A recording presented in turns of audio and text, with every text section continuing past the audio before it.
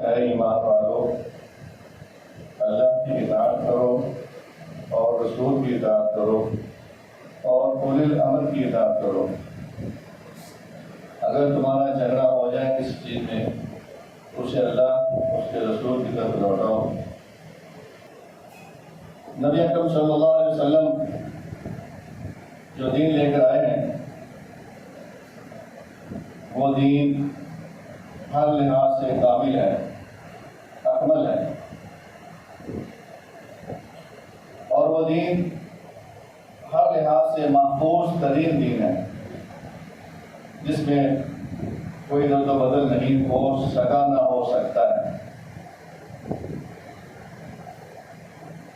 یہ دین قرآن کی شکل میں اور حدیث رسول صلی اللہ علیہ وسلم کی شکل میں ہے۔ یہ دونوں اللہ کی طرف سے وحی ہیں۔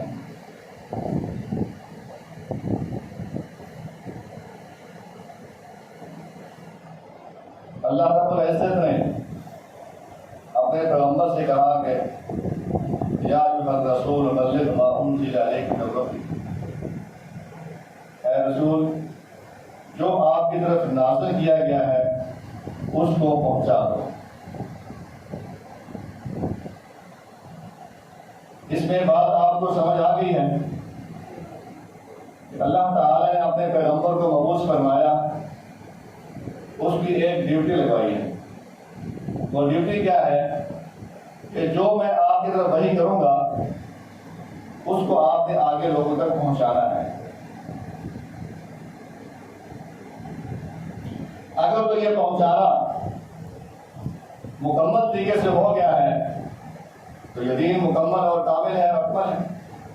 اگر اس میں کمی کوتاہی رہی ہو پہنچانے کے اندر تو یقیناً وہ دین اس میں نقص ہوگا اور نامکمل ہوگا۔ اللہ تعالیٰ نے یہ بھی فرمایا فَإِن لَّمْ تَفْعَلْ فَمَا بَلَّغْتَ رِسَالَتَهُ، اگر آپ نے یہ ڈیوٹی سر انجام نہ لی، جو وحی ہوا ہے اس کو من وعن آگے نہ پہنچایا، تو آپ نے اپنی رسالت کا حق ادا نہیں کیا۔ بہت بڑی بات ہے یہ۔ اللہ تعالیٰ اپنے پیغمبر سے کہہ رہے ہیں اگر آپ نے نہ پہنچایا تو آپ نے اپنی رسالت کا حق ادا نہیں کیا۔ اس کا مطلب کیا ہے کہ وہ پیغمبر یقیناً اس کا اہتمام کرے گا کہ اللہ کا پیغام میں آگے پورا کا پورا پہنچا دو، تاکہ میری اس رسالت کا جو ذمہ داری ملی ہے اس کا حق ادا ہو سکے۔ اس بات سے بھی معلوم ہوتا ہے کہ آپ نے وہ دین مکمل پہنچا دیا ہوگا۔ آگے چلتے ہیں۔ حجۃ الوداع کے موقع پر نبی صلی اللہ علیہ وسلم اپنے صحابہ سے مخاطب ہو کر فرماتے ہیں کہ میرے صحابہ ہر بلغ کو کیا میں نے پہنچا دیا ہے؟ تو صحابہ نے کیا عرض کی ہے؟ بلغتا واتیتا، کہ یا رسول اللہ آپ نے پہنچایا ہی نہیں ہے صرف، بلکہ پہنچانے کا حق ادا کر دیا ہے۔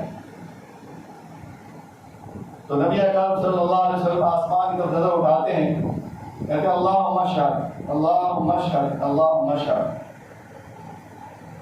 اے اللہ تو گواہ ہو جا، اے اللہ تو گواہ ہو جا، اللہ تو گواہ ہو جا۔ یہ زمین والے گواہ ہیں، میرے صحابہ گواہی دے رہے ہیں کہ میں نے ہر بات پہنچا دی ہے، اے اللہ تو بھی گواہ ہو جا۔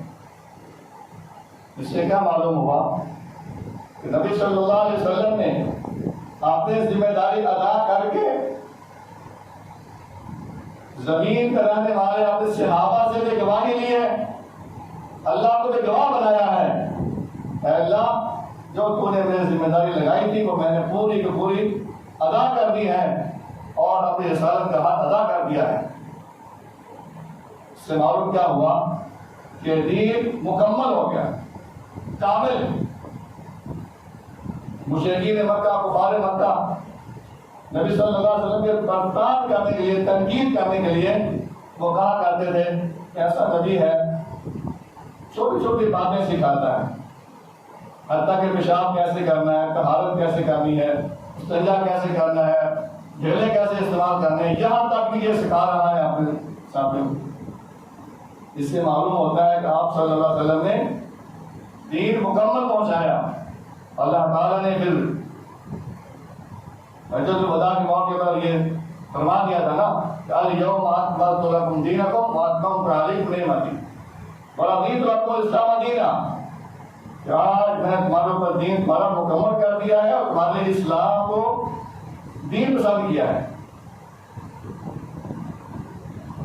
جب یہ واضح ہو گیا کہ اللہ تعالیٰ کی ہر وحی کو، ہر پیغام کو نبی اکرم صلی اللہ علیہ وسلم نے پہنچا بھی دیا ہے، صداقت بھی ہوگی، شہادت بھی ہوگی، سب مان بھی گئے ہیں، اللہ نے اس دین کو مکمل اور اکمل بھی کر دیا ہے، اس میں کوئی نقص باقی نہیں چھوڑا ہے۔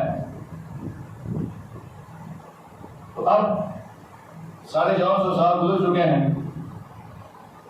سابقہ جو امتیں گزری ہیں ان پر کتابیں نازل ہوتی رہی، وہ تو محفوظ نہیں ہیں، ان میں درد بدل بھی ہو گیا، تبدیلیاں ہو گئیں، مرضی کے انہوں نے اسے کمی بیشی کر دی، کیونکہ وہ کتابیں ایک قوم کی طرف نازل ہوئی تھی، مخصوص قوم کی طرف، مخصوص علاقے کی طرف۔ وہ کتابیں قیامت تک کے لیے نہیں تھی، اس کی ذمہ داری اللہ نے اپنے ذمہ نہیں لی تھی، وہ لوگوں کو دے دی، انہوں نے اس پہ رد بدل کر دیا۔ لیکن یہ جو دین ہے، یہ جو کتاب اللہ قرآن پاک اللہ تعالی نے نازل فرمایا اور رسول اللہ صلی اللہ علیہ وسلم کی زبان اطہر سے احادیث جو ہم تک پہنچی ہیں، اس کی حفاظت کی ذمہ داری اللہ تعالی نے لی ہے۔ یہ دین مکمل پہنچا ہے ہم تک، اور دین محفوظ ترین دین بھی ہے۔ اس کی دلیل کیا ہے؟ اللہ فرماتے ہیں اِنَّا نَحْنُ نَزَّلْنَا الذِّكْرَ وَإِنَّا لَهُ لَحَافِظُونَ، ہم نے ہی اس ذکر کو نازل کیا ہے، اور یہ ذکر قرآن پر بھی بولا جاتا ہے، حدیث پر بھی بولا جاتا ہے۔ وَاذْكُرْنَ مَا يُتْلَىٰ فِي بُيُوتِكُنَّ مِنْ آيَاتِ اللَّهِ وَالْحِكْمَةِ، اللہ تعالیٰ نبی صلی اللہ علیہ وسلم کی ازواج مطہرات کو مخاطب ہو کر فرماتے ہیں وَاذْكُرْنَ مَا يُتْلَىٰ فِي بُيُوتِكُنَّ مِنْ آيَاتِ اللَّهِ وَالْحِكْمَةِ، تم ذکر کرو، یاد کرو اس کا جو اللہ کی آیات نازل ہوتی ہیں اور جو حکمت نازل ہوتی ہے۔ جو حکمت اتفاق علماء کا، اس کا مراد کیا ہے؟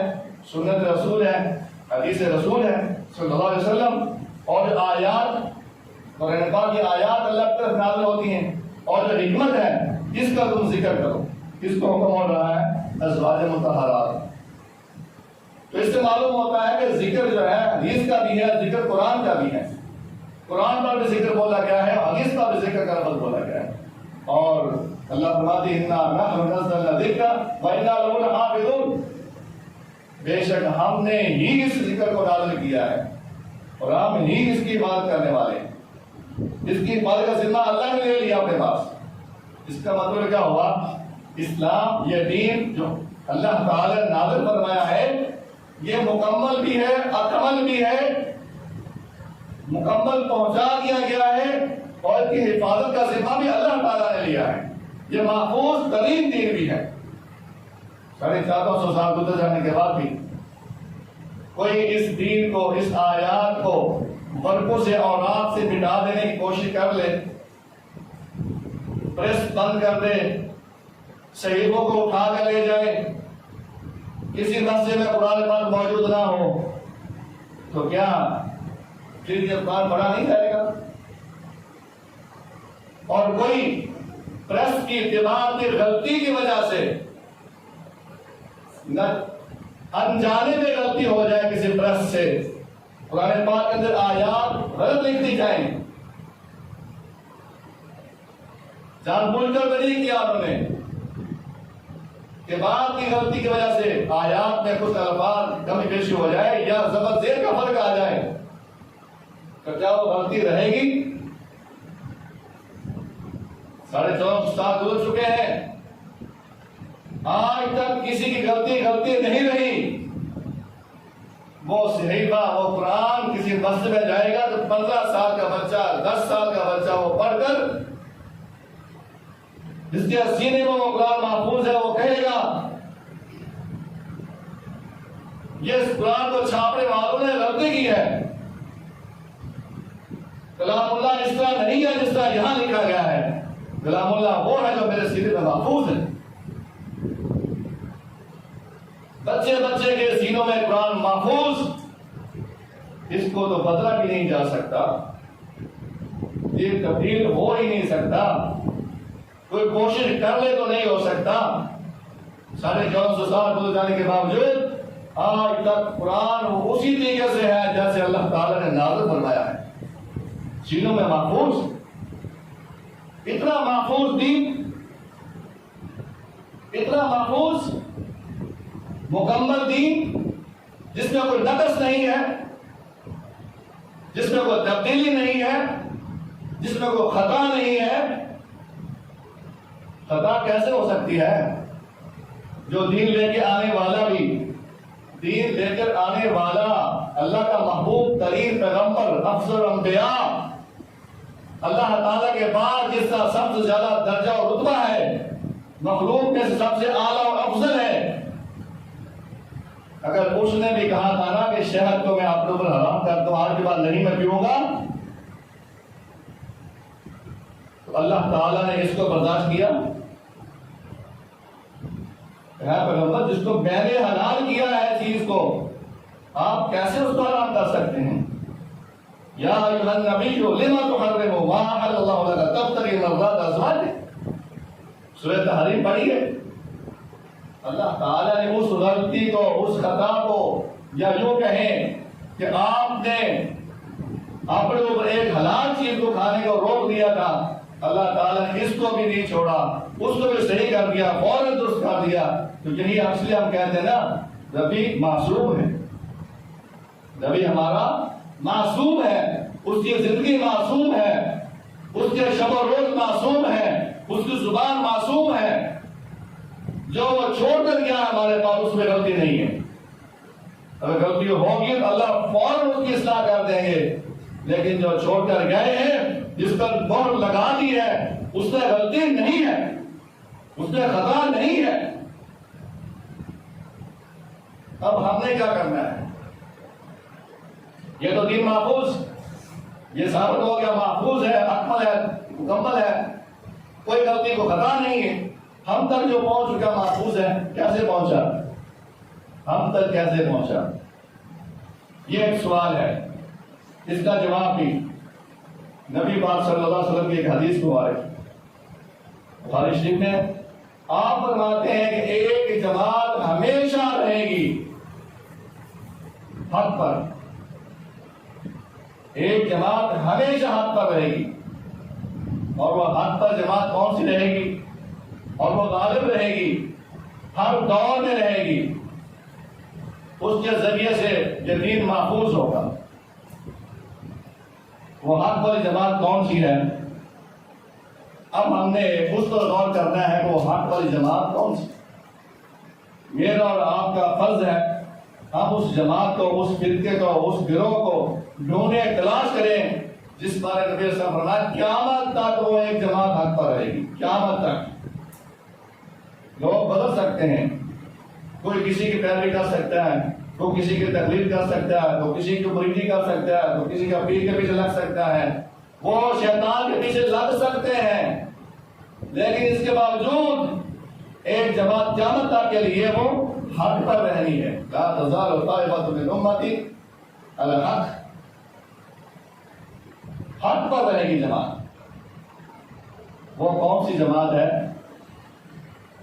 صحابہ کرام رضوان اللہ علیہم اجمعین بڑی طرف رکھتے تھے. نبی صلی اللہ علیہ وسلم سے پوچھنے کے بعد یا رسول اللہ ہمیں بتائیے ہم کون سا عمل کریں کہ ہم جنت میں چلے جائیں. آپ صلی اللہ علیہ وسلم کی ایک ایک بات کو وہ نوٹ کرتے، محفوظ کرتے.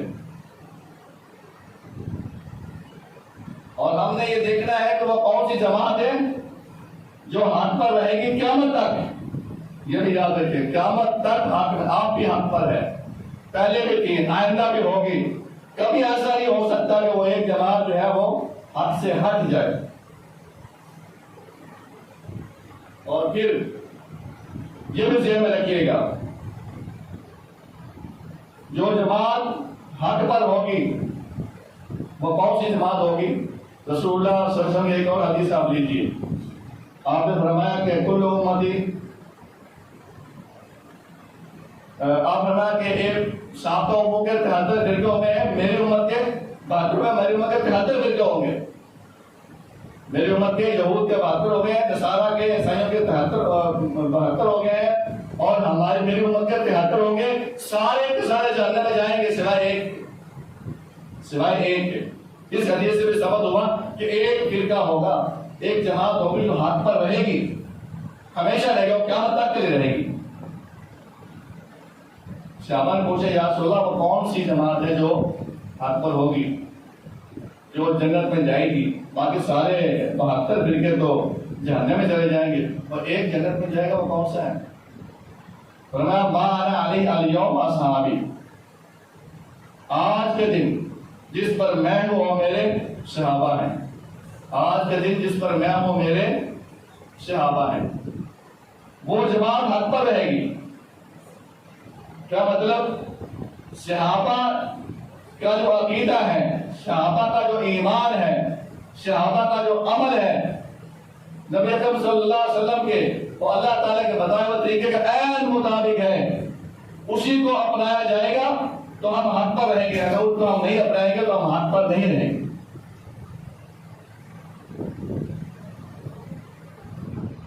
اور صحابہ رضوان اللہ علیہم اجمعین وہ حق پر ہیں، انہوں نے دین آگے بھیجا.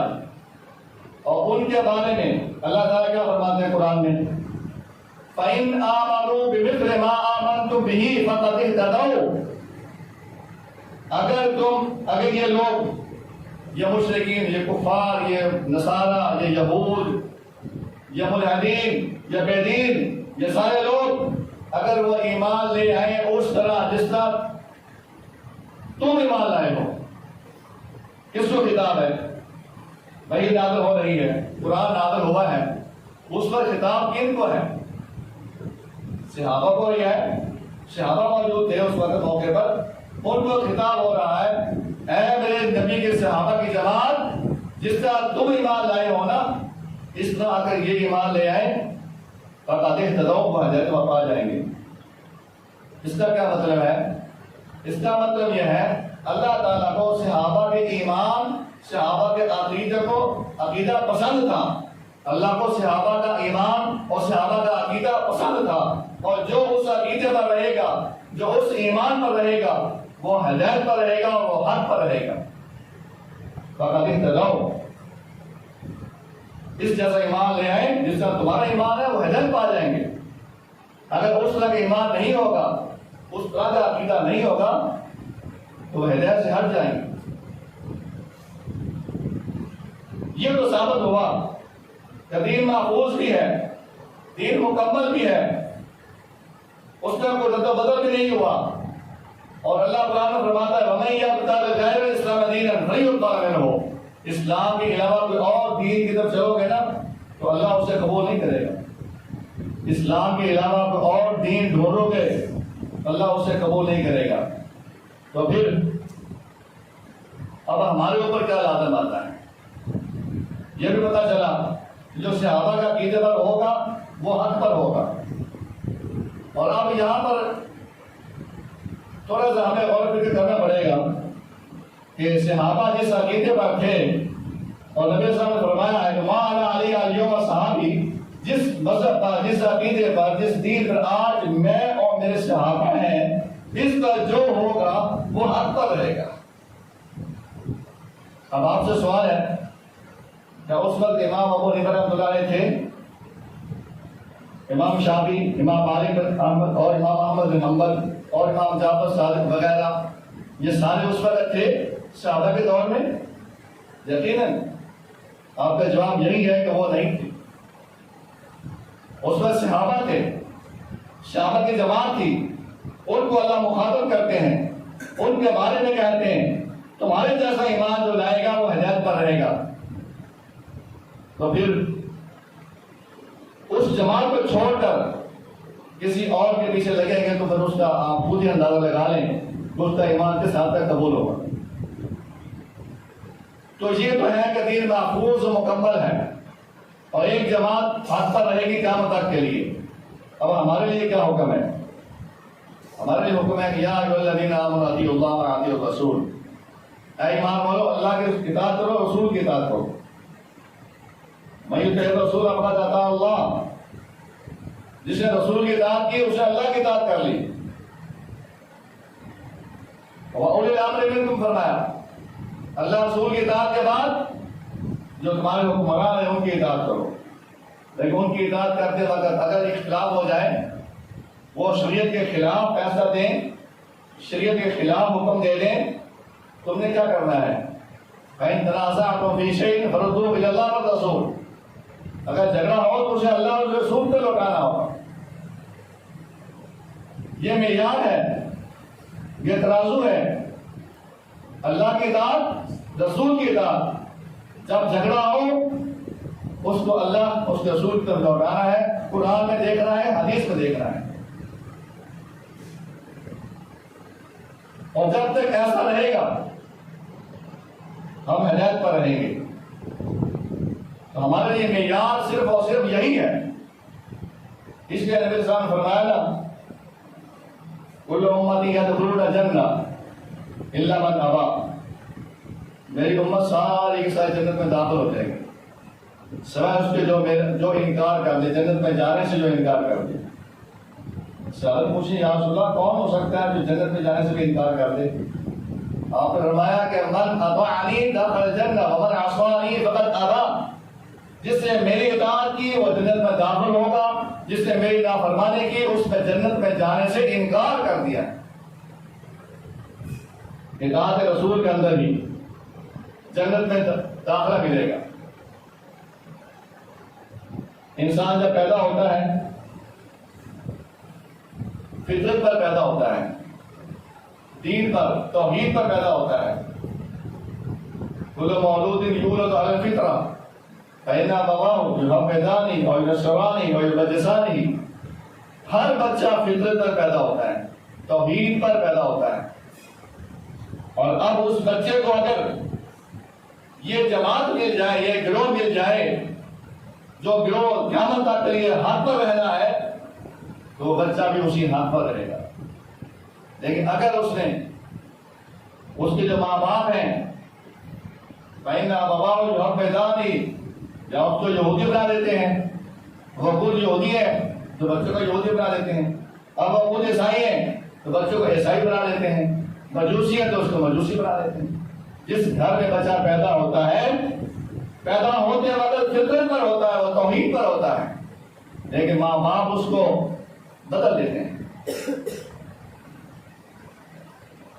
اور جب بڑا ہوتا ہے تو پھر وہ جس گھر میں پیدا ہوا ہے، جس ماں باپ کے پاس پیدا ہوا ہے، تو پھر وہ یہی کہتا ہے کہ میرے ماں باپ اس دین پر تھے، جیسے وہ کفار مکہ کہتے تھے وجدنا علیہ آباءنا، ہم نے اپنے باپ دادا کو اس دین پر پایا ہے، اور جس دین پر ہم نے اپنے باپ دادا کو پایا ہے ہم اس سے ہٹ نہیں سکتے۔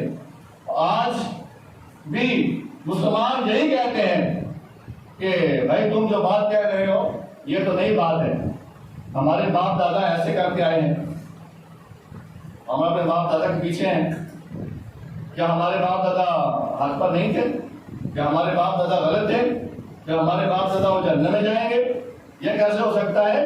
فلاں بزرگ، فلاں ولی، بڑا نیک بزرگ ہے، اگر وہ جنت میں جاتا ہے تو پھر ٹھیک ہے، پھر ہمارے لیے کیا رکاوٹ ہے، پھر ہم بھی جنت میں چلے جائیں گے۔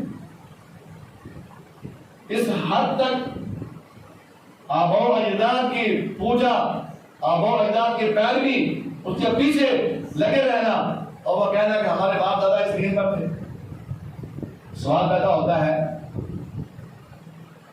کہ دنیاوی معاملات کے اندر باپ دادا کا کاروبار کچھ اور تھا، تم بڑے ہوئے، تم نے اپنا کاروبار بدل لیا، ماں باپ کا پیشہ کوئی اور تھا، تم نے پیشہ چینج کر لیا، وہ گاؤں میں رہتے تھے، تم نے کہا نہیں گاؤں میں بھی کوئی زندگی ہے، ہم تو بھائی شہر میں جا کر رہیں گے، وہاں کوٹھی بنا لی، وہ ذمہ دارا کرتے، تم نے کہا نہیں ذمہ دارا بھی کوئی زندگی ہے، ہم تو دکان بنائیں گے، کاروبار کریں گے، فیکٹری لگائیں گے، ہم تو ٹرانسپورٹ چلائیں گے۔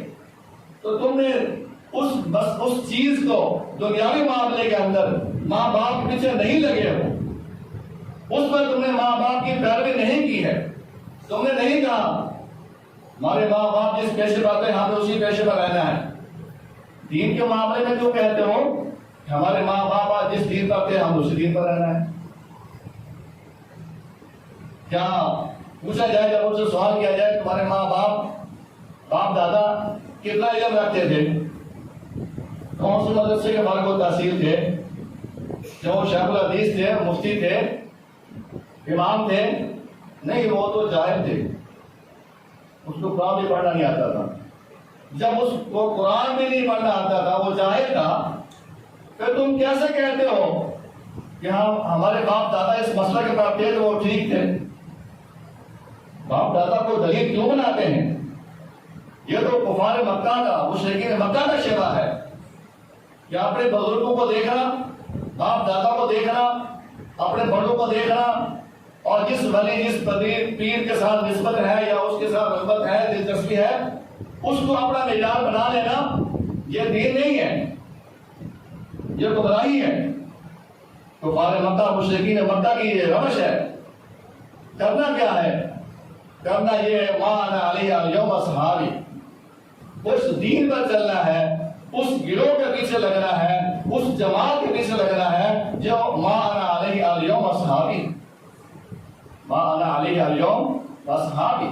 جب نبی صلی اللہ علیہ وسلم موجود ہیں اور آپ فرما رہے ہیں کہ آج جس دین پر میں اور میرے صحابہ ہیں وہ دین لینا ہے، وہ دین لینا ہے، وہ جماعت لینی ہے، آباؤ اجداد کے پیچھے نہیں لگنا. ایک تابعی ہے کعب بن مالک، یہودی تھے، وہ نبی صلی اللہ علیہ وسلم کے دور میں موجود تھے، نبی صلی اللہ علیہ وسلم کو اسے دیکھا ہوا تھا، لیکن ایمان کی حالت میں دیکھ رہے، ایمان لے آئے، نبی کی زیارت ہو، ایمان لے آئے اور ایمان پر مرا ہو تو وہ صحابی ہوتا ہے. اس نے دیکھا تو ہے لیکن ایمان نہیں لایا، اسلام میں داخل نہیں ہوا، یہودیت کے اندر ہی رہے. حضرت عمر کے دور خلافت آتا ہے تو یہ مسلمان ہو گیا. نبی صلی اللہ علیہ وسلم کا دور دیکھا ہے، آپ کو دیکھا ہے، صحابہ کو دیکھا ہے، سب دعوتیں سنی ہے، دعوت تبلیغ سنی ہے، ایمان نہیں لایا. حضرت عمر کے دور خلافت میں ایمان لے آیا ہے. حضرت عباس رضی اللہ تعالیٰ عنہ پوچھتے ہیں اے کعب کیا وجہ ہے؟ نبی کے دور میں تم زندہ تھے، موجود تھے، تم دیکھتے تھے، ملتے تھے، ایمان نہیں لائے، لے آتے ایمان، صحابیت میں داخل ہو جاتے، اتنا رتبہ پا لیتے، آج مسلمان کیوں ہو گئے ہو؟ اس کی وجہ بتائیے کیا ہے؟ اس نے کہا میرے ایمان لانے میں میرا باپ رکاوٹ تھا. کیسے بھائی؟ کہتا میرا باپ یہودیت کا بہت بڑا عالم تھا، بڑا مفتی تھا، گدی نشین تھا، اس کا فتویٰ چلتا تھا اور علاقے میں پورے میں مشہور تھا، لوگ بڑے اس کے مرید تھے، گدی بنی ہوئی تھی ٹھیک ٹھاک. اس نے مجھے اسلام میں داخل ہونے نہیں دیا. اس نے ایک کتاب ترتیب دی، مرتے وقت اس نے مجھے کہا کہ یہ کتاب میں نے تورات، انجیل، زبور سب صحیفوں کا خلاصہ نکال کر نچوڑ میں نے نکالا ہے، یہ کتاب میں نے مرتب کی ہے، اس کو رکھ لو، اس کے مطابق فتوے دینا اور میرے بعد تم نے میری گدی کو سنبھالنا ہے. تو میں نے کہا ٹھیک ہے. اب میں سنبھالتا رہا. ایک دن میرے خیال آیا دل میں کہ عبداللہ بن سلام وغیرہ ہیں اور دوسرے ہیں کچھ لوگ یہودیت سے مسلمان ہوئے تھے، وہ تو بڑے عالم تھے، میرے بابا سے بڑے عالم تھے، وہ اسلام قبول کر گئے، وجہ کیا ہے؟ اور پھر مسلمان کہتے ہیں کہ تمہاری کتابوں میں ہمارے نبی کا تذکرہ موجود ہے، تصدیق موجود ہے. اب کیا کر رہا ہے؟ جو کتاب میرے باپ نے مجھے دی ہے، جو نچوڑ نکال کر دیا ہے، یہ نچوڑ بھی بڑی عجیب چیز ہے. یہ قرآن حدیث کا نچوڑ ہے. بھائی قرآن حدیث کا نچوڑ تمہارے پاس ہے اور باقی کیا وجہ ہے؟ بہت بچی ہے. یہ نچوڑ جو نچوڑ انسان نکالتے ہیں نا، اس میں بڑی غلطیاں ہوتی ہیں. اس کے باپ نے نچوڑ نکالا ہوا تھا، خلاصہ. کہتا اس کے اندر تو ان کا تذکرہ موجود نہیں ہے. تو کہتا میرے ذہن میں آیا کہ جو اصل کتابیں ہیں نا، اس کو تو ذرا میں نظر ماروں کیا ہے. میں نے یہودیت کی جو، پھر میں تورات کو بھی پڑھا، زبور کو بھی پڑھا، ان کے اندر ہر کتاب میں نے محمد صلی اللہ علیہ وسلم کا تذکرہ دیکھا، پایا. تو پھر میری آنکھیں کھل گئی، میرے باپ نے غلطی کی ہے، اس نے جان بوجھ کر محمد صلی اللہ علیہ وسلم نے تذکرہ نکالا ہے اور جو نچوڑ بنایا ہے، خلاصہ بنایا ہے، اس نے خیانت کی۔ تو پھر مجھے یہ بات سمجھ آئی تو میں نے اسلام قبول کر لیا ہے۔ جب ہم باپ دادا کی تقلید سے، باپ دادا کی تقلید ہو یا کسی پیر فقیر کی تقلید ہو یا کسی امام کی تقلید ہو، جب اس سے ہم باہر نکلیں گے نا، اصل کی طرف جائیں گے۔ اصل کیا ہے؟ قرآن ہے اور اصل حدیث ہے۔ جب ان خلاصوں کو ہم، ان نچوڑوں کو ہم نکالیں گے، الگ کر دیں گے، اصل کی طرف رجوع کریں گے تو ہمیں سیدھا راستہ اس وقت نظر آئے گا۔ جب تک ہم اصل کی طرف نہیں آتے ہیں ہم گمراہ رہیں گے۔ بھائیوں، میں یہ فکر دینا چاہتا ہوں، سوچ دینا چاہتا ہوں، غور کریں وہ کون سی جماعت ہے، وہ کون سا فرقہ ہے جو قیامت تک کے لیے حق پر رہے گا، جس کی شہادت جو نبی صلی اللہ علیہ وسلم بیان فرمائی ہے، آپ کی حدیث مبارک ہے کہ وہ ایک جماعت قیامت تک کے لیے حق پر رہے گی۔ وہ کون سی جماعت ہے؟ صحابہ کی جماعت۔ اور اس کے بارے میں نبی صلی اللہ علیہ وسلم فرماتے ہیں ما انا علی الیوم اصحابی، جس دین پر آج میں ہوں میرے صحابہ ہیں۔ اس دین کو ڈھونڈیں، کہاں ہے وہ دین جس پر صحابہ تھے اور نبی صلی اللہ علیہ وسلم تھے اس دور میں؟ اس کے بعد والے دور کو چھوڑ دیں، اسی دور میں رہیں جس دور میں شریعت قرآن نازل ہوتا رہا، جس دور میں وحی اترتی رہی ہے، اور جب وحی کا انقطاع ہو گیا ہے اس کے بعد والے دور کو چھوڑ دیجیے اگر کامیابی چاہتے ہیں تو۔ ایک حدیث آخر میں بیان کر کے میں بات ختم کرتا ہوں۔ ایک حدیث ہے، بخاری سے، بخاری کی روایت ہے کہ کچھ فرشتوں کی جماعت آتی ہے نبی علیہ السلام کے پاس، اور آپ صلی اللہ علیہ وسلم نیند فرما رہے ہیں، سو رہے ہیں۔ اب وہ فرشتے پاس کھڑے ہوتے ہیں، کچھ فرشتے کہتے ہیں کہ یہ سویا ہوا ہے، دوسرے فرشتے کہتے ہیں کہ ان کا آنکھ سوئی ہوئی ہے، ان کا دل جاگ رہا ہے۔ پھر دوسرے کہتے ہیں کہ اس شخص کی ایک مثال ہے۔ وہ کہتے ہیں ٹھیک ہے، وہ مثال بیان کرو۔ تو اب وہ فرشتے کہتے ہیں کہ یہ سوئے ہوئے ہیں، مثال کیسے بیان کریں؟ اور دوسرے کہتے ہیں کہ ان کی آنکھ سوئی ہوئی ہے اور دل ان کا جاگ رہا ہے، مثال بیان کریں۔ وہ مثال بیان کرتے ہیں، کیا مثال ہے؟ وہ کہتے ہیں اس شخص کی مثال اس ایک آدمی کی مثال ہے جس نے گھر تعمیر کیا ہو، بڑا خوبصورت گھر تعمیر کیا، بنایا، گھر مکمل کر لیا ہر لحاظ سے، کوئی کمی باقی نہیں چھوڑی۔ اس کے بعد اس نے ایک دائی کو بھیجا، دعوت دینے والے کو، پیغام بھیجنے والے، لے کے جانے والے کو کہ جاؤ لوگوں کو دعوت دے کے آؤ۔ اس گھر کے اندر اس نے کھانا تیار کیا، دسترخوان تیار کیا، دعوت تیار کی، ہر قسم کے کھانے وہاں پر تیار کر دیے، تمام نعمتیں اکٹھی کر دی۔ اس گھر میں بلایا، جو بلانے والا ہے اس سے جا کر ہر کسی کو دعوت دی ہے، ہر کسی کو دعوت دی۔ اب کہتے ہیں کہ جس نے اس کی دعوت کو قبول کر لیا وہ اس گھر میں داخل ہو جائے گا، اور پھر داخل ہونے کے بعد وہ کھانا بھی کھائے گا۔ جس نے اس کی دعوت قبول نہ کیا، نہ وہ اس گھر میں داخل ہوگا نہ وہ کھانا کھائے گا۔ صاف ظاہر بات سمجھتے ہیں، جب دعوت کو قبول نہیں کیا وہ کیسے آئے گا؟ وہ آئے گا بھی نہیں، داخل بھی نہیں ہوگا۔ اب وہ فرشتے کہتے ہیں مثال تو آپ نے دے دی ہے، تو اب اس کی تفسیر کریں، تشریح کریں۔ وہ کہتے ہیں جی یہ سوئے ہوئے ہیں، پھر وہی بات دوسرے فرشتے کہتے ہیں جی ان کے آنکھ سوئی ہوئی ہے، دل ان کا بیدار ہے، آپ بیان کریں، اس کو بیان کرتے ہیں تعبیر تاکہ یہ سمجھ جائے۔ پھر وہ فرشتے تفسیر کرتے ہیں کہ وہ گھر جو ہے وہ کون سا ہے؟ جنت ہے۔ وہ گھر کیا ہے؟ جنت ہے۔ اب پیغام لے کے اس کے اندر جو دعوت تیار کی ہوئی ہے، کھانے اور نعمتیں پڑی ہوئی ہیں، وہ جنت کے اندر جو نعمتیں ہیں نا وہ ہیں، اور جو دعوت دینے والا کون ہے؟ یہ محمد صلی اللہ علیہ وسلم۔ دعوت دینے والا کون ہے؟ یہ محمد صلی اللہ علیہ وسلم۔ من اطاع محمدا فقد اطاع اللہ ومن عصى محمدا فقد عصى اللہ۔ جس نے اس محمد کی اطاعت کر لی اس سے اللہ کی اطاعت کر لی، اور جس نے اس محمد کی نافرمانی کی اس سے اللہ کی نافرمانی کی۔ اور محمد الفرق بین الناس، اور محمد صلی اللہ علیہ وسلم لوگوں کے درمیان فرق کرنے والے ہیں، حق و باطل کے درمیان فرق کرنے والے ہیں، مسلمان اور کافر کے درمیان فرق کرنے والے ہیں۔ میرے بھائیوں کیا بات سمجھ آئی؟ جو بات سمجھ آئی ہے مجھے، آپ کو سمجھ آئی ہے یا نہیں آئی؟ وہ ہمارا گھر کون سا ہے؟ جنت۔ گھر کون سا ہے؟ جنت۔ اس میں جو نعمتیں پڑی ہوئی ہیں وہ ہماری دعوت ہے، دعوت دینے والے محمد صلی اللہ علیہ وسلم ہے۔ اس کی اطاعت کریں گے تو ہم اس گھر میں داخل ہو سکیں گے، اس کی اطاعت کریں گے تو ہم گھر میں داخل ہو سکیں گے۔ اگر اس داعی کی دعوت قبول نہیں کریں گے، اس کی اطاعت نہیں کریں گے تو اس گھر میں ہم داخل نہیں ہو سکیں گے۔ اور پھر وہ گھر ہمارا اصلی گھر ہے، وہ گھر ہمارا اصلی گھر ہے۔ ہمیں اس گھر میں سے شیطان نے جھسلایا اور جلایا، اس شیطان نے نکلوا دیا وہاں سے۔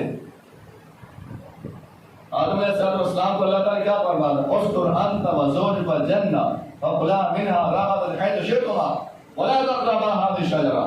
اے آدم، تو اور تیری بیوی جو ہے اس گھر میں جنت میں رہو، یہیں تم نے رہنا ہے، اور کھاؤ پیو جہاں سے دل چاہتا کھاؤ پیو، لیکن اس درخت کے قریب نہیں جانا۔ اب یہ ایک چھوٹا سا امتحان دے دیا اور شیطان پیچھے لگ گیا۔ نتیجہ کیا نکلا؟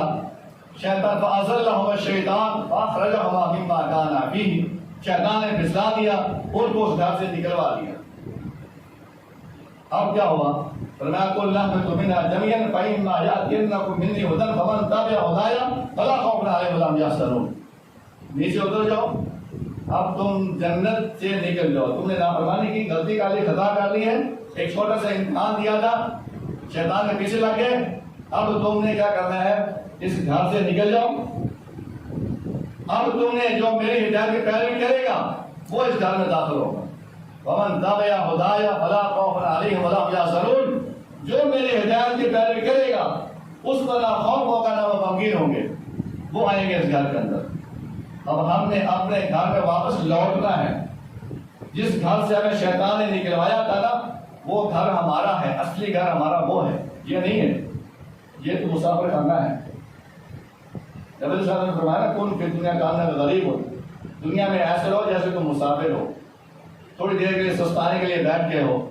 اس کو اپنا اصل گھر نہ سمجھ لینا، یہ بہت گندا گھر ہے، اس میں تو بڑی فتنے ہیں، بڑی فسادات ہیں، بڑی پریشانیاں ہیں۔ یہ اصلی گھر نہیں ہے تمہارا، اصلی گھر ہمارا جنت ہے۔ اس جنت میں جانا ہے، اس جنت میں جانے کے لیے کوشش کرنی ہے۔ اور جنت میں کیسے جائیں گے؟ فَمَن تَبِعَ هُدَايَ فَلَا خَوْفٌ عَلَيْهِمْ، اللہ فرماتے جو میری ہدایت کی پیروی کرے گا، وہ ہدایت کی پیروی کیسے ہوگی؟ من اطاع محمد فقد اطاع اللہ ومن عصى محمد فقد عصى اللہ۔ اور نبی صلی اللہ علیہ وسلم فرماتے ہیں ما انا علی اليوم اصحابی، آج جس دین پر میں ہوں میرے صحابہ ہیں اس پر چلو گے تو پھر جنت میں جاؤ گے۔ نبی صلی اللہ علیہ وسلم ایک جنازے کے موقع پر بیٹھے ہیں تو نیچے زمین پر لکیر کھینچی، ایک لکیر سیدھی کھینچی، دو لکیریں دائیں طرف اور دو لکیریں بائیں طرف، اور فرمایا کہ یہ بھی راستے ہیں، یہ بھی راستے ہیں اور یہ بھی راستہ ہے۔ فرمایا فاتبعوہ، فرمایا ان ھذا صراطی مستقیما فاتبعوہ، یہ میرا سیدھا راستہ ہے، جو میرا سیدھا راستہ ہے وہ یہ ہے، اس پر تمہیں چلنا ہوگا۔ فاتبعوہ، اسی کی پیروی کرو۔ ولا تتبعوا السبل فتفرق بكم عن سبیلہ، اس کے علاوہ باقی راستوں بھی چلنا لگنا، اس پر لگو گے وہ تمہیں سیدھے راستے سے گمراہ کر دیں گے۔ ولا تتبعوا السبل فتفرق بكم عن سبیلہ، باقی راستوں بھی چلیں، سیدھا ایک راستہ ہے، وہ ایک راستہ ہے جو جنت میں جاتا ہے۔ گھر میں ایک راستہ جایا کرتا ہے نا، کسی جگہ پر جانا ہے، گھر میں جانا ہے تو ایک ہی راستہ جائے گا۔ اگر آپ اس راستے سے ہٹ جائیں گے، دائیں بائیں راستے میں داخل ہو جائیں گے تو آپ گھر نہیں پہنچ سکیں گے۔ جو راستہ گھر میں جاتا ہے اس راستے پر جانا ہوگا۔ وہ راستہ کون سا ہے؟ وہ اطاعت اللہ اور اطاعت رسول ہے۔